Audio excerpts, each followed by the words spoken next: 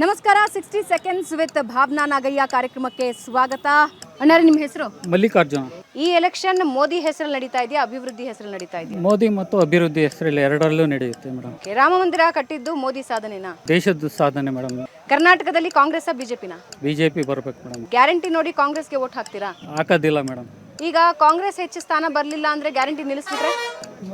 ನಿಲ್ಲಿಸಿದ್ರೆ ನಿಲ್ಲಿಸ್ಲಿ ಬಿಡು. ತೆರಿಗೆ ಹಣದಲ್ಲೇ ಕೊಡ್ತಿರೋದು, ಅವರೇನು ಸರ್ಕಾರದಿಂದ ಏನು ಕೊಡ್ತಿಲ್ಲ. ಮೋದಿ ಗ್ಯಾರಂಟಿನ, ಸಿದ್ದರಾಮಯ್ಯ ಗ್ಯಾರಂಟಿನ? ದೇಶದ ಗ್ಯಾರಂಟಿ. ಈ ಸಲ 28ರಲ್ಲಿ ಕಾಂಗ್ರೆಸ್ ಎಷ್ಟು ಗೆಲ್ಲುತ್ತೆ, ಬಿಜೆಪಿ ಎಷ್ಟು ಗೆಲ್ಲುತ್ತೆ? ಬಿಜೆಪಿ ಒಂದು 20 ಗೆಲ್ಲುತ್ತೆ.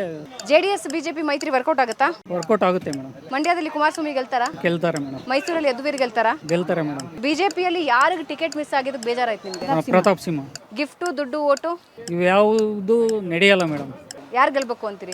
ಬಿಜೆಪಿ ಗೆಲ್ಲಬೇಕು. INDA ಒಕ್ಕೂಟ ಎಷ್ಟು ಸೀಟ್ ಗೆಲ್ಲುತ್ತೆ? ಒಂದು 100 ಸೀಟ್ ಗೆಲ್ಬೋದು ಮೇಡಮ್, ಅಷ್ಟೇ. Thank you.